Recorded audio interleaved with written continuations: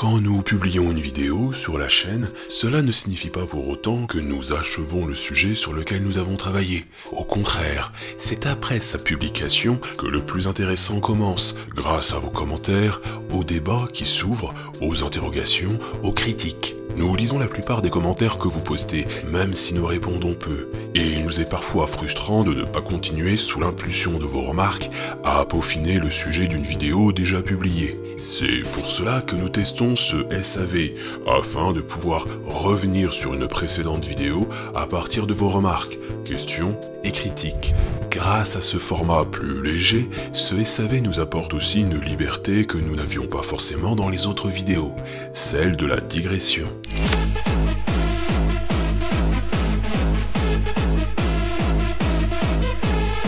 Ce sera aussi l'occasion de vous proposer des sources et documents pour aller plus loin dans l'étude et la compréhension du thème abordé. Commençons donc par revenir sur une vidéo très récente, la dernière publiée à ce jour, l'épisode 6 d'XP, qui présente l'erreur fondamentale d'attribution, c'est-à-dire ce biais qui consiste à surestimer les causes internes et à sous-estimer les causes externes.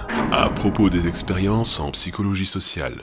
Plusieurs commentaires ont manifesté une certaine interrogation quant aux expériences présentées, l'expérience de Ross, Amabil et Steinmetz en 1977, le fameux effet Julien Lepers, et l'expérience de John et Harris en 1967 sur Fidel Castro. L'expérience sur l'étudiant questionneur n'est-elle pas un peu biaisée, notamment lorsqu'on regarde les résultats de l'auto-évaluation, car il semble impossible au questionné de se placer au-dessus du questionneur, sachant qu'il n'a jamais pu tester sa culture générale sur d'autres questions que celles écrites par le questionneur. L'expérience de Ross, Amabil et Steinmetz s'intéresse au jugement des acteurs et observateurs. On leur demande d'évaluer séparément le questionneur et le questionné sur une échelle de 0 à 100, 50 étant ce qu'ils considèrent subjectivement comme une culture générale moyenne. Pour le dire autrement, plus l'évaluateur évalue le sujet en dessous de 50, plus il juge que le sujet est en dessous de ce qu'il estime une culture générale moyenne. Inversement, plus l'évaluateur évalue le sujet au-dessus de 50, plus il estime que la culture générale du sujet est supérieure à leur représentation d'une culture générale moyenne. Certains d'entre vous ont critiqué le fait que les expérimentateurs auraient demandé aux observateurs de comparer la culture générale de l'un et de l'autre. Dans ce cas de figure, oui, l'expérience serait biaisée. Cependant, ce n'est pas ainsi que s'est déroulée cette expérience.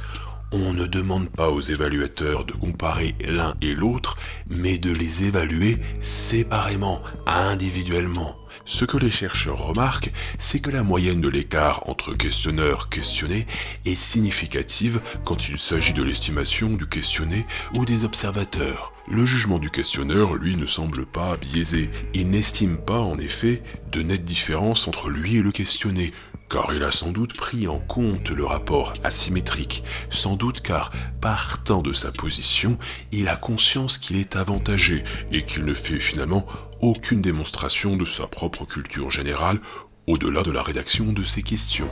Ce qu'il faut comprendre, c'est qu'on ne peut pas comparer des sujets qui occupent des positions différentes dans le jeu. Après tout, il n'y a qu'un seul candidat qui répond à des questions de culture générale. Comment se fait-il que celui qui ne répond à aucune question, celui qui n'est pas testé, soit celui qui paraisse le plus cultivé ? Il est là le biais. Un jugement non biaisé aurait donc révélé un faible écart entre l'un et l'autre. Or, ce n'est pas le cas. Pour plus d'explications, je vous invite à visionner cette vidéo que vous trouverez sur Canal U. Dans cette vidéo, vous retrouverez une reconstitution de l'expérience de Ross, Amabil et Steinmetz, mais surtout, vous pourrez visionner les explications passionnantes de Nicole Dubois, professeure de psychologie sociale. Juste une question concernant la première expérience, celle où quelqu'un rédige des questions pour les poser à d'autres. Ne pourrait-on pas dire que le pourcentage élevé du questionneur pourrait être dû au fait que les spectateurs sont impressionnés par les questions qu'il aurait inventées ?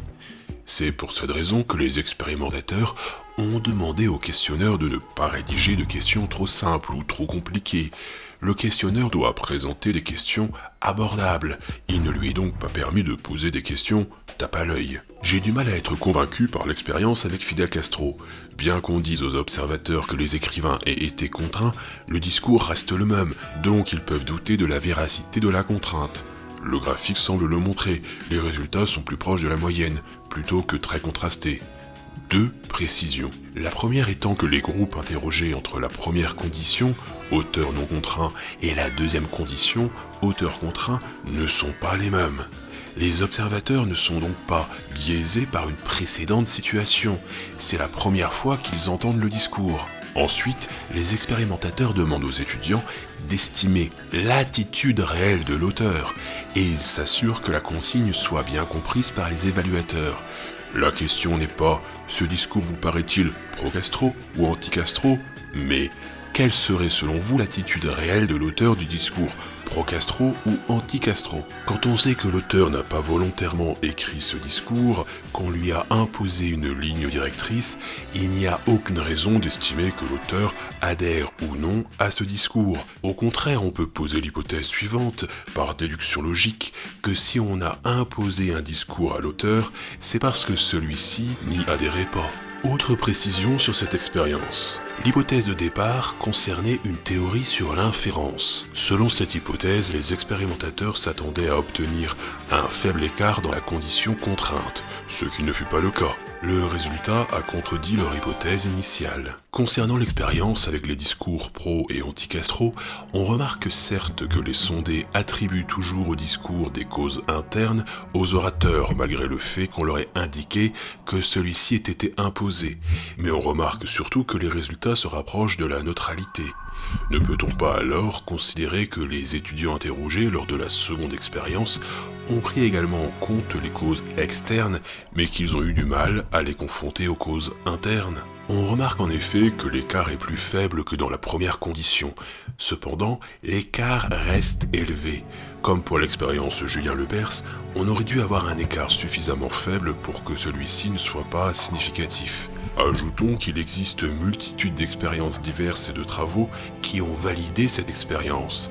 Si vous en doutez encore, nous vous conseillons cet ouvrage qui présente les biais d'attribution que nous avons évoqués, précisant les mécanismes en œuvre et apportant davantage d'illustrations expérimentales. Et si vous vous interrogez sur la méthodologie expérimentale en psychologie sociale, vous pouvez par exemple consulter ces articles de PsychoWeb qui présentent une excellente introduction sur ce sujet. L'adresse est disponible dans la description. Cause interne versus cause externe. Certains d'entre vous se sont demandé, à juste titre, si le fait d'invoquer des causes externes davantage que des causes internes ne relevait pas aussi d'un jugement biaisé. Tout d'abord, vouloir éviter le biais d'internalité ne consiste pas à tendre vers son contraire, c'est-à-dire renforcer systématiquement les causes externes et diminuer, voire nier, les causes internes. Autant dire que dès lors nous ne serions pas loin d'une sorte de fatalisme.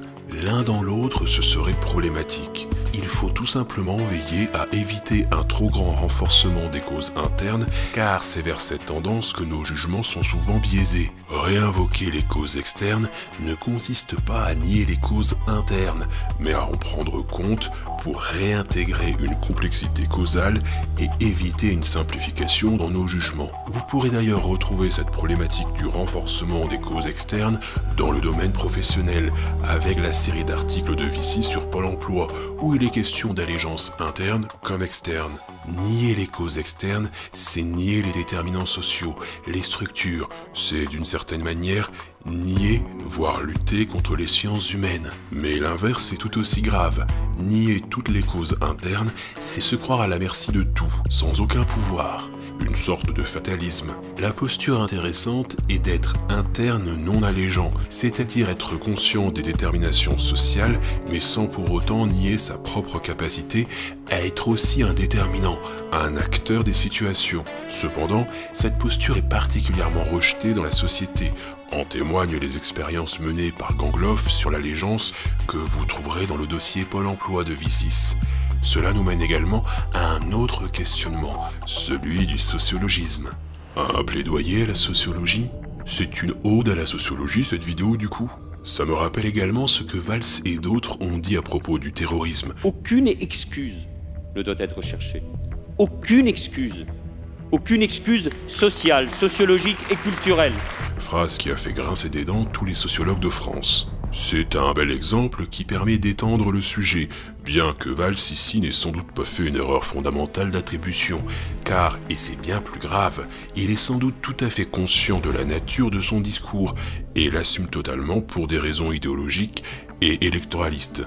Valls reprend ici les arguments de celles et ceux qui sont entrés en guerre contre ce qu'il nomme le sociologisme.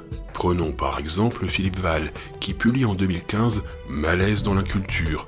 Dans cet essai, ce qui gangrène notre société, ce serait une pensée, voire une idéologie nommée sociologisme. Que reprochent Philippe Val et ceux qui luttent contre la pensée sociologique? Selon eux, la sociologie servirait à justifier, à disculper et à excuser les actions individuelles. Elle contribuerait à déresponsabiliser les individus. Rien que ça. Or, pourquoi, Philippe Val, cette détestation de la sociologie ou disons des explications sociologisantes? Parce que elle déresponsabilise l'individu. Mais rendre responsable la société et déresponsabiliser l'individu, c'est enlever la liberté aussi à l'individu. Un individu n'est libre que s'il est responsable.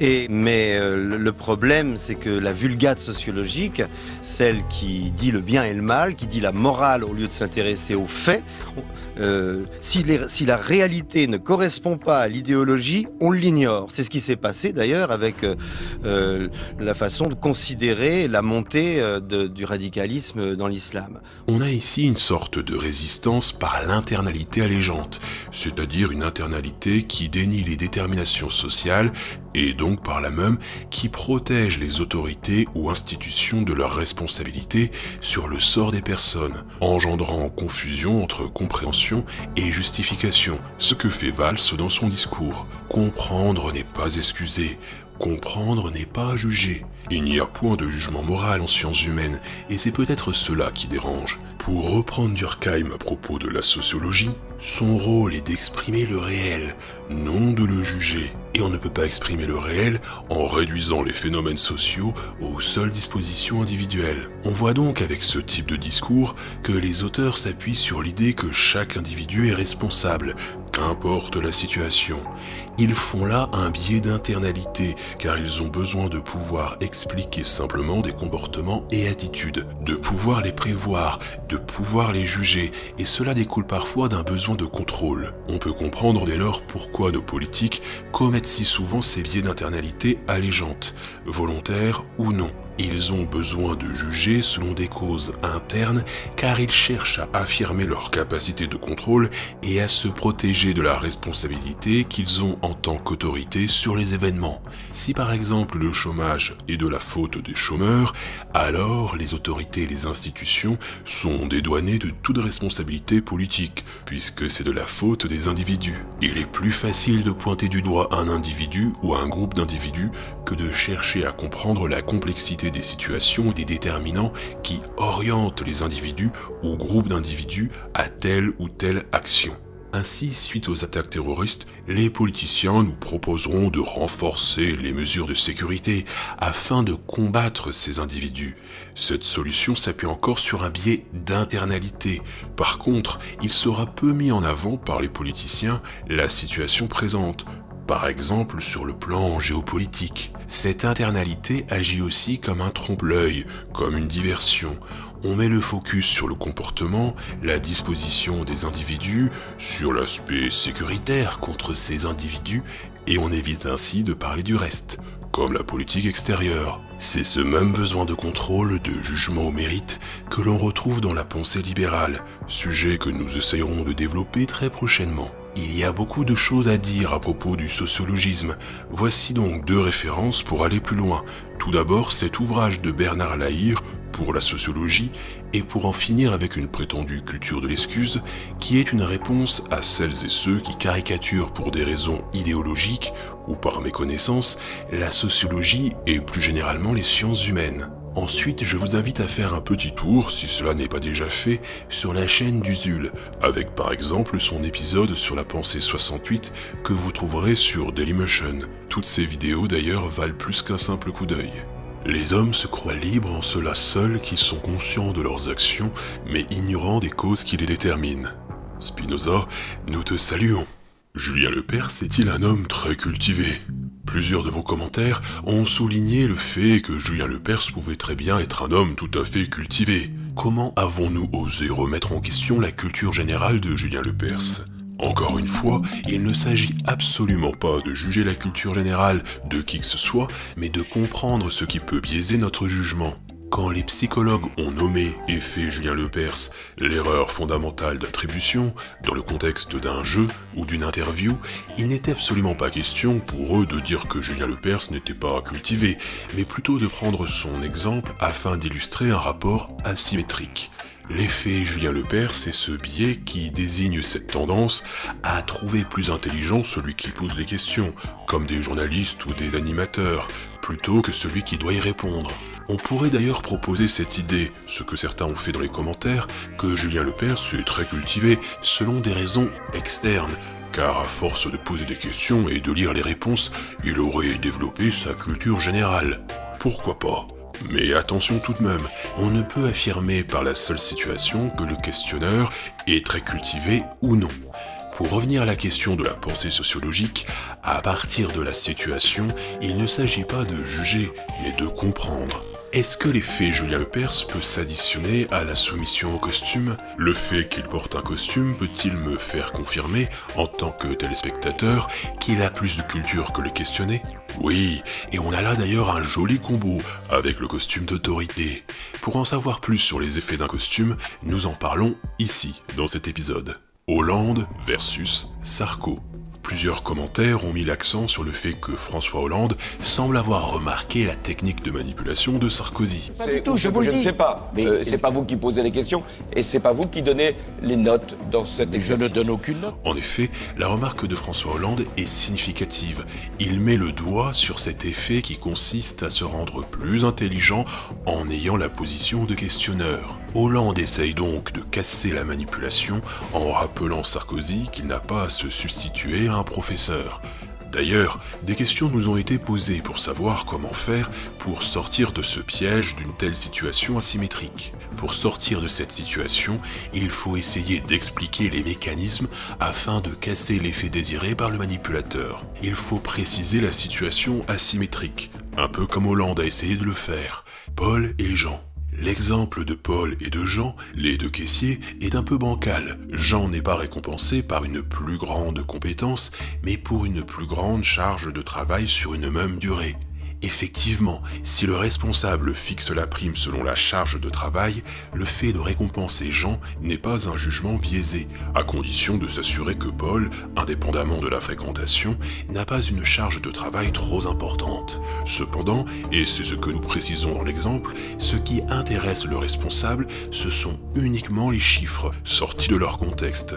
S'il donne une prime à Jean uniquement parce que ces chiffres sont supérieurs à Jean, car cela serait démonstratif de sa plus grande compétence, là, nous avons un jugement biaisé. L'exemple ici consistait à montrer que certains critères d'évaluation dans le monde professionnel qui nient les causes externes peuvent conduire à ces biais. Cela ne signifie pas que Jean n'aurait pas mérité sa prime, ou inversement. Cela signifie que le critère du chiffre d'affaires, pris isolément pour déterminer la compétence d'un travailleur, n'est pas suffisant. Si nous avons pris cet exemple, c'est parce que, malheureusement, l'évaluation par le chiffre est fréquente dans le monde professionnel. C'est notamment ce que l'on retrouve dans les grandes surfaces, magasins, les banques ou encore les fast-foods.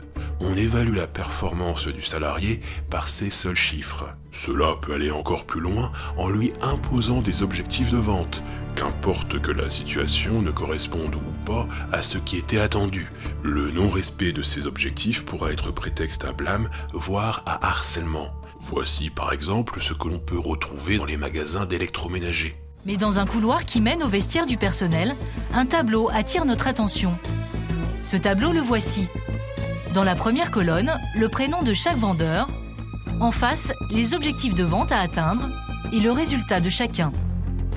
Les meilleurs sont en bleu, les moins performants en rouge. Il faut que tout le monde soit au courant de ça.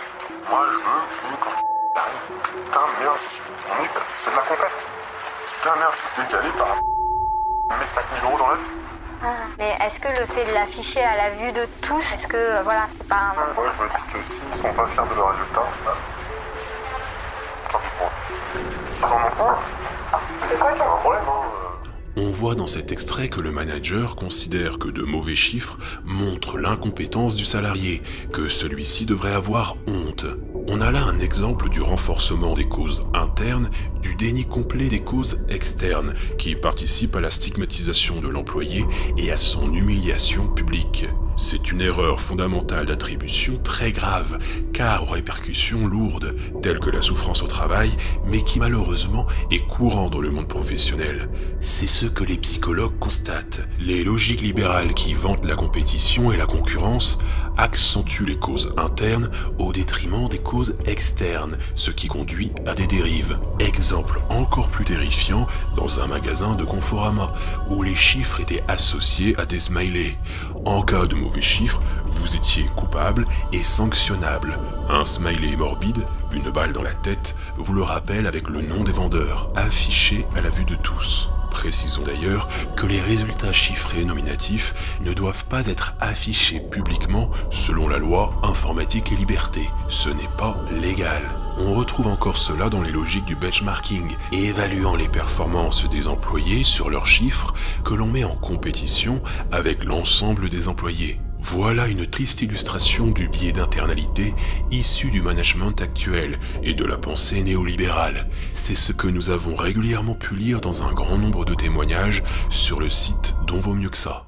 Réflexion, illustration et conseils. Le fait qu'on a tendance à surestimer la connaissance passive, c'est peut-être pas sans lien avec le fait que l'éducation à l'école, plutôt au pré-bac, et bien sûr cela dépend beaucoup des filières, sont très centrées sur l'accumulation des connaissances. C'est juste, nous sommes en effet habitués à confondre savoir encyclopédiste et compétences actives. Cela ne signifie pas pour autant qu'un homme compétent pourrait se passer de connaissances théoriques, ou au contraire qu'une encyclopédie vivante ne serait pas douée dans la pratique. On ne peut pas vraiment séparer l'un et l'autre, connaissances passives et compétences actives, mais on ne doit pas non plus les confondre. On retrouve une même confusion entre intelligence et culture générale, d'où découlent d'ailleurs des jugements biaisés quand on estime qu'un individu serait idiot sous prétexte qu'il n'aurait pas su répondre à une question de culture générale simple. Ce type de jugement est notamment dû à des biais que nous aurons à expliquer très prochainement. Juste une réflexion, ne peut-on pas considérer que l'erreur fondamentale d'attribution est aussi en partie liée à notre éducation ? Par exemple, généralement les personnes qui nous interrogent sont des personnes qui nous transmettent du savoir, professeurs, éducateurs, parents, etc. Par conséquent, le questionné aura peut-être tendance à voir dans le questionneur une source de savoir qui pourra le faire progresser. Effectivement, par habitude, par notre éducation, on en vient à voir le questionneur comme une autorité. Celui qui pose les questions sait, ou celui qui pose les questions a le droit de poser les questions, et celui qui doit y répondre a le devoir de répondre. Questionneur et questionné instituent une asymétrie, que ce soit légitime ou non. Le premier n'a rien à prouver, rien à perdre, celui qui doit y répondre a tout à prouver, tout à perdre. J'avais en partie conscience de l'erreur fondamentale d'attribution pour ce qui est des rôles. Cela fait quelque temps que les gens qui distribuent des journaux gratuits ou des prospectus qui sont pour ma part une nuisance ont de ma part droit à un mot d'encouragement et à un sourire. Ce sont en fait tout autant des précaires, si ce n'est plus que moi en réalité, et non de bien volontiers suppôts d'un consumérisme aveugle. Les agents les plus basiques de l'ordre que l'on peut honnir en sont souvent les premières victimes. C'est un bon exemple. Si quelqu'un vous donne un prospectus publicitaire McDonald's, cela ne veut pas dire qu'il adhère à McDonald's. Nous sommes là proches de l'expérience des pro-Castro et anti-Castro. Notre travailleur ici n'a rien à voir avec le discours du tract qu'il distribue. On ne peut donc pas juger son attitude réelle en faveur de McDonald's. Merci à Alexis LM qui a su repérer une tentative d'effet Julien Lepers de la part d'un homme politique. C'est un rapport sur les défis en matière de sécurité au Moyen-Orient, en Afrique du Nord. Et les sur lequel vous aviez fait un papier que j'ai suivi après coup. C'est un petit sujet. Alors, quelle est la moyenne, je vais vous poser quelques questions pour que tout le monde voit ma première partie. Quelle est la moyenne pour les parlementaires européens, français, de rapport depuis le début de la session? Non, vous avez fait je vous demande, je vous pose une question. Un rapport sans doute. Oui, la moyenne est de 0,66. Mais parce vous qu'il y avait- pensez que... Bravo à Vincent Payon, qui gagne le trophée Julien Lepers. Sacré Julien. C'est pour cela qu'il faut faire du jeu de rôle papier, pour changer tranquillement de rôle. Les jeux de rôle, le théâtre sont en effet d'une grande aide pour apprendre à différencier les rôles et les dispositions personnelles. Si on joue vraiment le jeu et que l'on prend des rôles autres qu'habituellement, alors sortez vos D10 et incarnez multitude de personnages variés. Il y a un Boisdin pas loin. Dans l'illustration d'un piéton en bousculant un autre, je remarque que le bousculeur est habillé d'un jean et blouson de sport à capuche, alors que le bousculé est en costume de bureau. On pourrait leur attribuer inconsciemment les rôles suivants. Un zonard agressant un cadre supérieur, ce qui renforce l'idée de l'individu intrinsèquement agressif. Les choix vestimentaires sur les illustrations étaient prévus avec le dessinateur. Dans une telle situation, l'apparence des individus a de l'importance dans l'élaboration de notre jugement. Effectivement, sous prétexte que l'un s'habille en costume 3 pièces et l'autre a des vêtements qui par contraste sont moins valorisants, participe à orienter notre jugement. Nous en parlons dans l'épisode 2 d'Horizon que vous pouvez retrouver ici. Ce choix vestimentaire relève de Boisdin, à qui l'on doit ces illustrations, comme pour l'illustration de Jacques et de Bob. J'en profite à nouveau pour vous inviter à faire un tour sur sa chaîne, que vous trouverez ici ou sur le descriptif de la vidéo avec les autres liens. Écran bleu. Nous ne sommes jamais à l'abri de faire des erreurs, et souvent les erreurs qu'on remarque le moins sont les plus grosses. Merci à Alekos Kakos d'avoir mis le doigt sur un contresens qui n'a pas été repéré au montage. Voici l'objet du délit. Trouverez-vous l'erreur ? Là encore, le questionné serait celui qui semble le plus cultivé, qu'importe les personnes. Toutes nos excuses, il s'agit bien du questionneur. J'ai dû abuser de verres de Trojan quand on a enregistré ce passage. Faux raccord. Gull tient son livre à l'envers, et à 2 minutes 20, le livre est à l'endroit. Mais non, ce n'est pas un faux raccord, il y a un message caché derrière. Oh, le grand menteur. Bon d'accord, c'est une erreur de tournage. Il s'agit d'un livre sur le storytelling, très intéressant d'ailleurs, surtout en ce moment avant les élections. Storytelling qui concerne d'ailleurs tous les domaines politiques, médias, milieu intellectuel, etc. Nous aurons sans doute l'occasion d'en reparler à l'avenir. Je n'ai pas pu répondre à toutes vos remarques et commentaires, car il y en a beaucoup, et tant mieux. N'hésitez donc pas à les mettre ici même pour continuer à débattre, à interroger les expériences, et surtout faites-nous savoir si ce type de SAV vous semble avoir sa place sur la chaîne. Pour la suite, on se retrouve bientôt avec un nouvel épisode XP, pas très éloigné, vous le verrez, de l'erreur fondamentale d'attribution. Nous nous essayerons aussi à d'autres types de vidéos, des petites expériences en somme. Ce sera à vous de nous dire ce que vous en pensez. Portez-vous bien.